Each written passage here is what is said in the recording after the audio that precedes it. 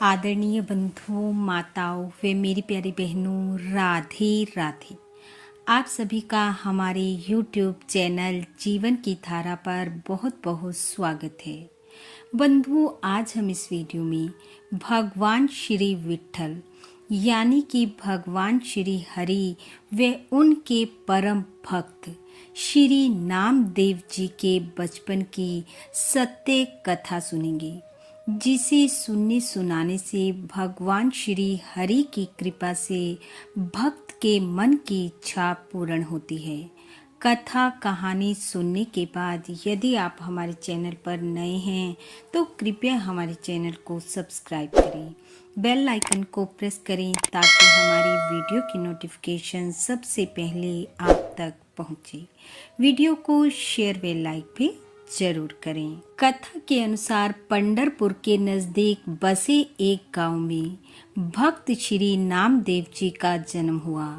नामदेव जी को आज के कथा नायक के रूप में भी जाना जाता है। इनके पिता का नाम दामा जी था। दामा जी के पास अपना श्री हरि विट्ठल का एक मंदिर था, जिसमें वह नित्य नियम से पूजा आराधना किया करते थे। जब नामदेव जी 8 वर्ष के हुए तो वह अपने पिता के साथ हर रोज दोपहर के भोजन का भोग लगाने श्री विट्ठल के पास जाते। नामदेव जी के मन में यह धारणा बनी हुई थी कि पिताजी हर रोज भरी हुई भोजन की थाली लेकर श्री विट्ठल के पास जाते हैं, भगवान भोजन करते हैं और वह खाली थाली लेकर घर वापस आ जाते हैं। बचपन से ही उनके मन में यह विश्वास बैठा हुआ था और उन्होंने कभी भी भोजन की थाली की तरफ ध्यान नहीं दिया, या यूं कहिए कि इसी विश्वास के कारण उनका ध्यान भोजन की थाली की तरफ कभी गया ही नहीं। पिता नामदेव जी को नाम्या कहकर पुकारते थे। एक बार उन्हें किसी कामवश बाहर जाना था। उन्होंने पुत्र नाम्या को समझाते हुए कहा, देखो नाम्या, मैं बाहर जा रहा हूँ। मेरे पीछे से तुम हर रोज श्री विट्ठल को भोजन करवा देना। इस बात का विशेष ध्यान रखना कि यह नियम ना टूटे और श्री विट्ठल को भूखा ना रहना पड़े। खेल में मस्त नामदेव जी ने कहा, ठीक है पिताजी, आप निश्चिंत होकर जाएं। मैं हर रोज श्री विट्ठल को भोजन करवा दूंगा। और ऐसा कहकर वह खेलने निकल गए और पिताजी बाहर चले गए। उनके जाने के बाद माँ ने भोग की थाली सजाई, नाम्या को आवाज लगाई। भोजन की थाली और जल का लोटा नाम्या को देते हुए माँ ने कहा, जाओ बेटा, श्री विट्ठल को भोजन करवा, जल पिला, शीघ्र ही घर आओ, खेलने मत लग जाना। आज प्रसाद में सब तुम्हारी पसंद की चीजें बनी हैं। नाम्या का मन खेल में लगा हुआ था, लेकिन विठोबा को भोजन भी करवाना था, सो उसने जल्दी से भोजन की थाली और जल का लोटा माँ से लिया और शीघ्रता ही मंदिर पहुंच गए। जाकर भोजन श्री विट्ठल के सामने रखा और पिताजी जो कुछ करते थे वह सब करके कहा, विट्ठल, आज बाबा बाहर गए हुए हैं। आपको भोजन करवाने की जिम्मेदारी मुझे मिली है, इसलिए अब आप जल्दी से भोजन कर लो ताकि मैं खेलने जाऊं। पर वैसे मुझे भी बहुत भूख लगी है। ऐसा कहकर नामदेव मंदिर के बाहर खेल रहे बच्चों को देखने लगे, क्योंकि उनका ध्यान खेलने में भी था।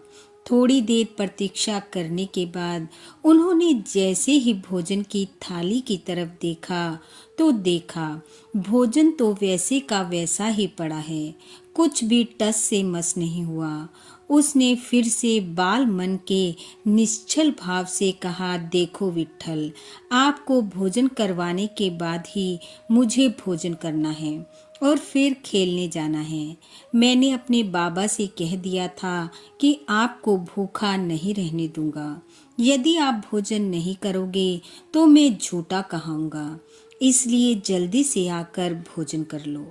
जब तक आप भोजन नहीं करोगे तब तक मैं मंदिर में ही बैठा रहूंगा। मैं भी भोजन करने या खेलने नहीं जाऊंगा। ऐसा कहकर नाम्य एक कोने में जाकर बैठ गया और सोचने लगा, पिताजी के सामने तो 5 मिनट में भोजन कर लेते थे। वे बाहर क्या गए, ये तो रूठ कर ही बैठ गए। मुझे भी बहुत भूख लगी है, पर इन्हें भोजन करवाना ही है। ऐसे प्रतीक्षा करते करते काफी समय बीत गया, पर श्री विट्ठल नहीं आए। भूख के कारण नाम्य अर्ध बेहोशी की हालत में पहुंच गया। उधर माँ ने सोचा, नाम्या भोजन की थाली लेकर वापस नहीं आया। लगता है श्री विट्ठल को भोग लगा, खुद ही जीमने बैठ गया होगा और फिर खेलने। ऐसा सोचकर माँ अन्य कामों में लग गई। मंदिर में नाम्य को अर्ध बेहोशी की हालत में देखकर श्री हरि ने सोचा, ऐसा तो कोई नहीं करता। सब थोड़ी देर भोजन मेरे सामने रखते हैं और फिर उठा कर ले जाते हैं, लेकिन यह तो मुझे खिलाने पर ही अड़ा हुआ है। अतः मुझे भी भक्त के भाव का मान रखना है। ऐसा सोच श्री विट्ठल विग्रह से बाहर आए, नाम्य को प्रेम पूर्वक सहलाया और उसके सामने भोजन करने बैठ गए।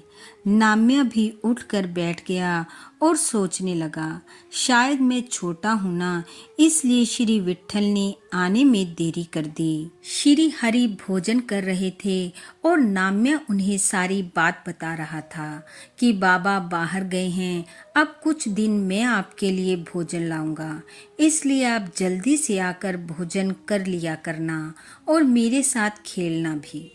नन्हे भक्त की प्रेम पूर्ण बातें सुनकर त्रिलोकी के स्वामी अत्यंत प्रसन्न हो रहे थे। श्री हरि को भोजन करवा खाली थाली लेकर नाम्या घर पहुंचा। जाकर माँ को सारी बात बताई कि कैसे विट्ठल आए, भोजन किया, मेरे साथ खेले भी। पर माँ ने इन बातों को नाम्या की गप समझकर टाल दिया और कहा, अब रात्रि का भोजन करो और सो जाओ, सुबह फिर से खेलने जाना है। दूसरे दिन के खेल के आकर्षण में नाम्या जल्दी सो गया और यह क्रम चलता रहा। पिता वापिस आए तो नाम्या ने उन्हें भी सारी बात बताई कि आपके जाने के बाद मैंने नियम से श्री विट्ठल को भोजन करवाया। पिता खुश हुए। यह कहते हुए नाम्या खेलने चला गया। माँ भी नाम्या की बातें सुन रही थी। उसके जाने के बाद माँ ने कहा, नाम्या हर रोज भोजन की थाली ले जाता, भोग लगा खुद खा लेता और आकर कहता कि ऐसा हो गया वैसा हो गया।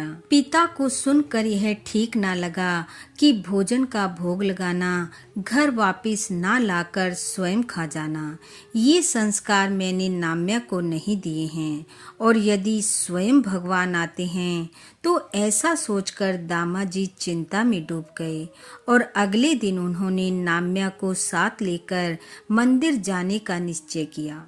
अगले दिन दोनों पिता पुत्र भोजन की थाली लेकर मंदिर पहुंचे, लेकिन आज भक्त और भगवान के बीच कोई तीसरा आ गया था और जब कोई तीसरा आ जाता है तो भक्त और भगवान की सहजता बिखर जाती है।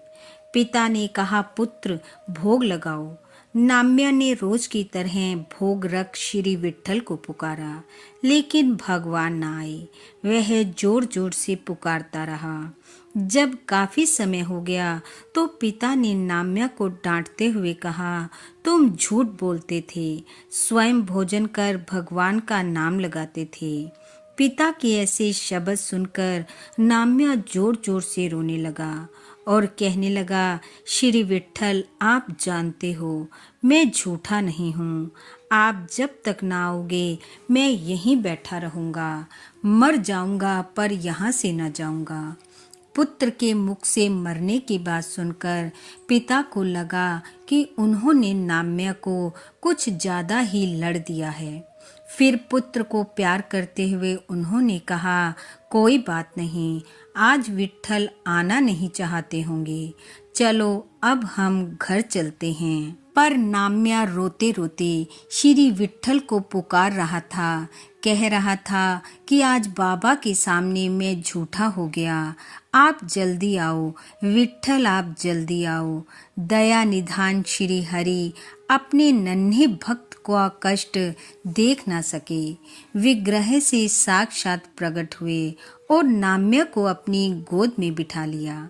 श्री हरि को साक्षात देख पिता ने दंडवत साष्टांग प्रणाम किया और कहा, हे प्रभु, नाम्य के कारण आज मुझे आपका दर्शन हुआ। भगवान मुस्कुराए, पिता और पुत्र के साथ भोजन किया। नाम्य के कारण कुल का उद्धार हुआ, आराध्य के दर्शन हुए, पिता अत्यंत खुश हुए। नाम्य को प्यार किया। कहते हैं नाम्य के स्नेहवश भगवान उनको साक्षात दर्शन देने लगे।